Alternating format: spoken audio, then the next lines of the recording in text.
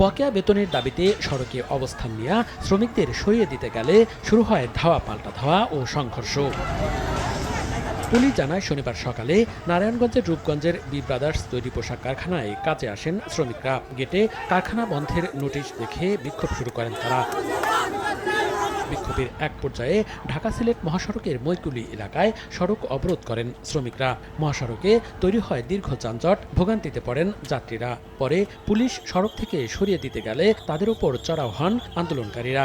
পরিস্থিতি নিয়ন্ত্রণে পুলিশ লাঠিচার্জ ও টিয়ারশেল নিক্ষেপ করলে শ্রমিকরাও ইট পাটকেল ছোড়ে।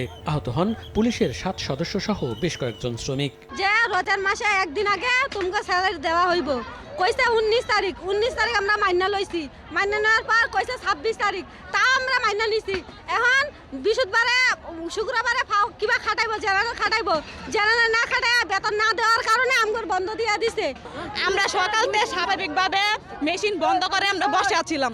তারপর বলছে তোমাদের বেতন 4 তারিখে দেওয়া হবে, 4 তারিখের আগে বেতন দেওয়া হবে না, তোমরা কাজ না করলে না করো, তোমরা কি করতে পারবে তোমরা করো। খবর পেয়ে সেনা সদস্যরা ঘটনাস্থলে পৌঁছে পরিস্থিতি নিয়ন্ত্রণে আনেন। পরে স্থানীয় জনপ্রতিনিধি ও উপজেলা নির্বাহী কর্মকর্তা মালিক ও শ্রমিক পক্ষের সঙ্গে কথা বলেন।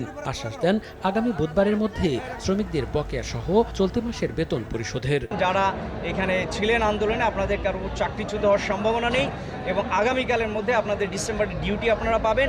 আর আগামী বুধবারের মধ্যে আপনাদের জানুয়ারি মাসের বেতন এবং ওভারটাইম দুটোই আপনারা পাবেন। শ্রমিকদের একটা আশ্বাস দিয়েছি যে ওদের যে ডিউজের যে বেতনটা আছে ওটা আমরা অতি শীঘ্রই আমরা দিয়ে দেওয়ার জন্য।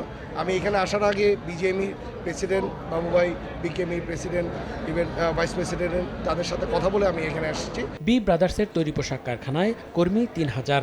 শ্রমিকরা জানিয়েছেন ডিসেম্বর থেকে 3 মাসের বেতন বকেয়া রেখেছে কর্তৃপক্ষ। বেতনের দাবি তোলায় এরই মধ্যে বেশ কিছু শ্রমিককে ছাঁটাই করেছে মালিকপক্ষ। সময় সংবাদ, রূপগঞ্জ।